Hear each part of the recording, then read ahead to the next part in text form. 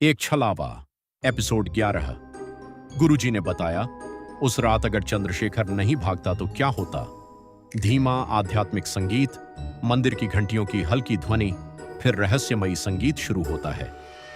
Narrator गंभीर और शांत आवाज। पिछले एपिसोड में चंद्रशेखर ने पहली बार स्वीकार किया कि श्मशान से भागने के बाद उसकी जिंदगी कभी सामान्य नहीं रही। 30 वर्षों तक वह उसी एक रात के डर के साथ जीता रहा।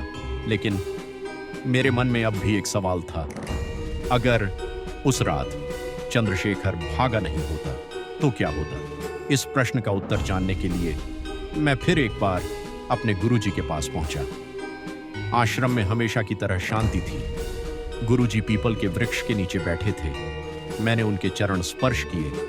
उन्होंने मेरी ओर देखा और मुस्कुराकर बोले, आज भी उसी प्रश्न का उत्तर खोज रहे हो? मैंने हाथ जोड़कर कहा, हाँ गुरुदेव। अगर उस रात चंद्रशेखर अपने आसन से नहीं उठता तो क्या होता।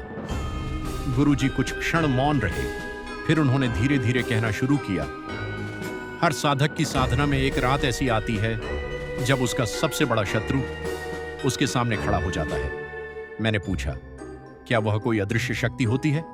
गुरुजी ने सिर हिलाया, कभी होती है और कभी वह साधक का अपना भय होता है। मैं ध्यान से सुन रहा था। गुरुजी बोले, याद रखो, हर साधक को एक भ्रम दिखाई देता है, लेकिन भ्रम का उद्देश्य नुकसान पहुंचाना नहीं होता। उसका उद्देश्य केवल यह देखना होता है कि साधक अपने गुरु पर अधिक विश्वास करता है या अपने डर पर। मैंने पूछा, तो क्या उस रात मेरी भी परीक्षा हो रही थी? गुरुजी मुस्कुराए, सिर्फ तुम्हारी नहीं, तुम दोनों की परीक्षा हो रही थी। तुमने आंखें बंद कर लीं, उसने आंखें खोल दी। तुमने मंत्र पकड़ा, उसने दृश्य पकड़ लिया।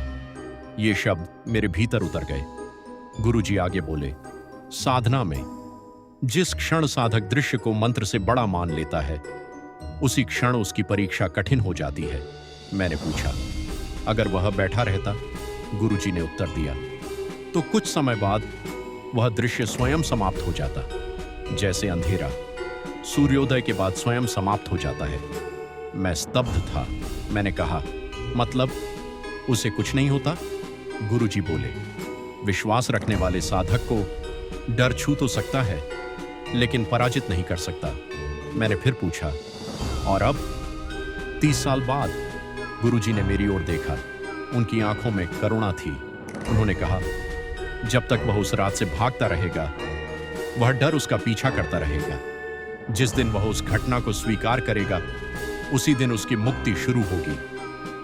आश्रम से लौटते समय मैं लगातार यही सोच रहा था, क्या चंद्रशेखर को यह बात बतानी चाहिए?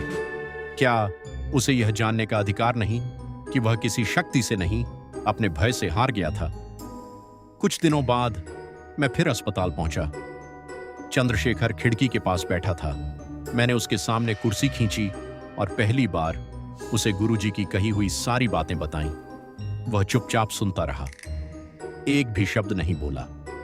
जब मैंने अपनी बात पूरी की तो उसकी आंखों से आंसू बहने लगे। उसने धीरे से कहा, अगर गुरुजी ने यह बात मुझे उसी समय बता दी होती। मैंने उसकी बात बीच में ही रोक दी और कहा, उन्होंने बताई थी, लेकिन उस रात तुम्हारे कानों तक डर की आवाज पहुंच रही थी, गुरु की नहीं। चंद्रशेखर ने पहली बार 30 वर्षों में अपनी आंखें बंद की और बहुत धीरे से गुरु मंत्र का जाप शुरू किया। उसकी आंखों से आंसू बह रहे थे, लेकिन इस बार वे डर के आंसू नहीं थे, शायद पछतावे के थे, या शायद एक नई शुरुआत के। लेकिन कहानी अभी समाप्त नहीं हुई थी, क्योंकि कुछ महीनों बाद चंद्रशेखर ने एक ऐसा निर्णय लिया जिसकी मैंने कभी कल्पना भी नहीं की थी। उसने कहा, अजीत, मैं एक बार फिर उसी श्मशान में चलना चाहता हूं। यह सुनकर मेरे हाथों से चाय का कप गिर गया। क्या 30 साल बाद हम दोनों फिर उसी श्मशान में लौटेंगे? और अगर लौटे तो क्या वहां कुछ हमारा इंतजार कर रहा होगा? यही देखेंगे एपिसोड 12 में। अगर आपको एक छलावा की यह कहानी पसंद आ रही है तो वीडियो को लाइक करें, चैनल को सब्सक्राइब करें और कमेंट में लिखें, डर नहीं, गुरु पर विश्वास। मिलते हैं एपिसोड 12 में।